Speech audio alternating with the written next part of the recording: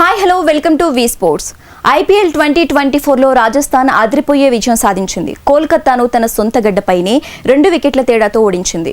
223 పరుగుల భారీ లక్ష్యంతో బ్యాటింగ్ చేసిన రాజస్థాన్ చివరి బంతికి విజయం సాధించింది.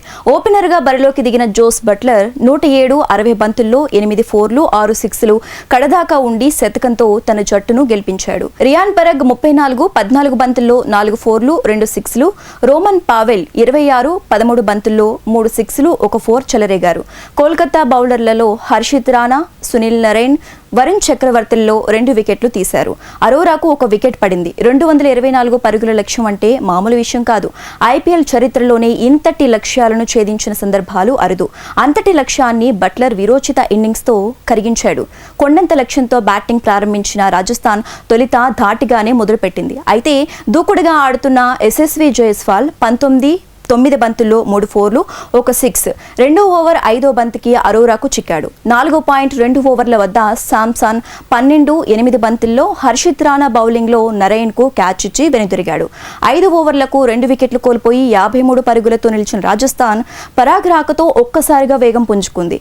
వైభవ్ వేసిన 6వ ఓవర్లో పరాగ్, బట్లర్ మొత్తం 23 పరుగులు పిండుకున్నారు. పరాగ్ 2 ఫోర్లు 1 సిక్స్, బట్లర్ 1 సిక్స్ కొట్టాడు. దూకుడుగా ఆడుతున్న పరాగ్ 8వ ఓవర్ 5వ బంతికి హర్షిత్ బౌలింగ్లో అవుట్ అయ్యాడు.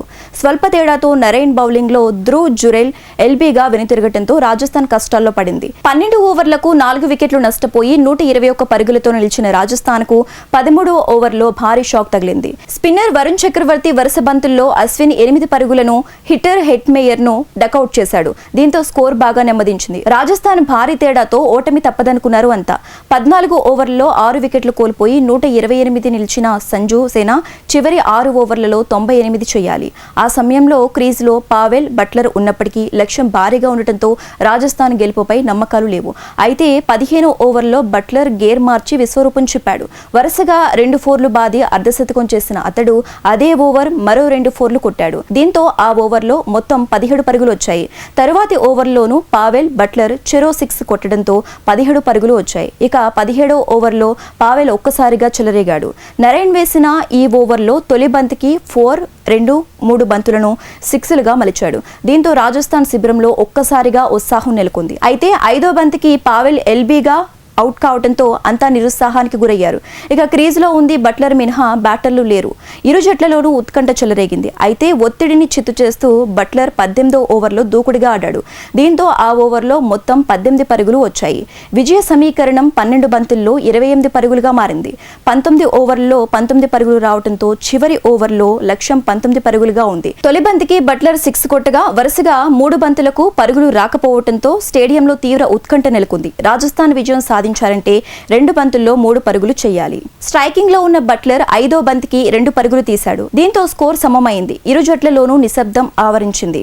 అయితే బట్లర్ చివరి బంతికి పరుగు చేసి రాజస్థాన్ ను విజయ తీరాలకు చేర్చాడు. అంతకుముందు బ్యాటింగ్ చేసిన కోల్కతా నిర్ణీత 20 ఓవర్లలో 6 వికెట్లు కోల్పోయి 223 పరుగులు చేసింది. సునీల్ నరైన్ 109 56 బంతుల్లో 14 ఫోర్లు 6 సిక్స్లు శతకంతో చెలరేగాడు. రఘువంశీ 30 18 బంతుల్లో 5 ఫోర్లు, రింకు సింగ్ 20 పరుగులు చేశారు. రాజస్థాన్ బౌలర్లలో ఆవేష్ ఖాన్ 2, కుల్దీప్ సేన్ 2, బౌల్డ్ చాహల్ తలో వికెట్ తీశారు.